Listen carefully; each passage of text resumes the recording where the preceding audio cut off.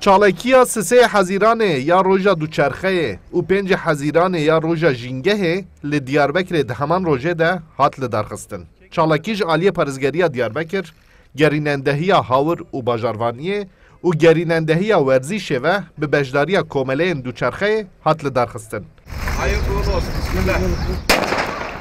چالاکی لقاده شیخ سعید به جوینا دوچرخه سواران دست بکر.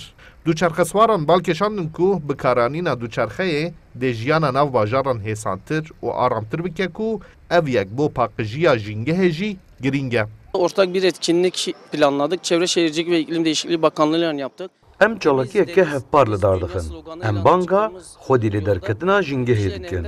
Em banga belavkirina çanda bikaranîna dûçerxeyê dikin.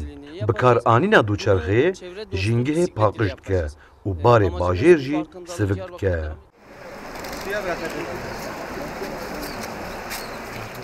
چالاکیه لقاده شیخ سعید دست بکری لپرا دهدری بردوام کر و پارزگار دیاربکر علی حسان سوح لوی داره بو گیان قربانیین ارتجه تاجه گل بردا چمه دیجلیه و پاشه جی بانگا خودیل درکتنا جینگه کر. Dünya Çevre Günü münasebetiyle د چالاکیه ده جبو بالکشانا پاقجیا چمه دیجلیه قرشوکال ناو آوه ده جی هاتن درخستن. ام اکیبا جزیره بوتان یا دالغه چکیبیه ام هاتنا وده اوریکار حواله خواهی آمده بکنه ام هاتنا وده چم دیجله پاکش بکنه چم دیجله یعنی جبوی آمده سمبولیک مازنه جبوی توریستا جبوی خلک آمده یعنی چم گلک مهمه جبر که دوام چم خواه پاکش بهلین ام چم خواه پیس نکنم هاش مینین وکو آوا مالا خودم رو چا پاکش دکه وکو و بوما معنوه حمید شتا آفا و خورنه یه توریست بینه انسان مرا گل که یونی افتشتا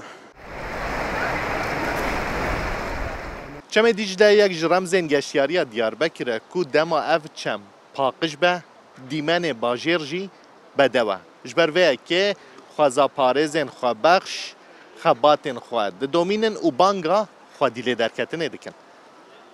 Mahir Yüksel, Kurdistan 24, Diyarbakır.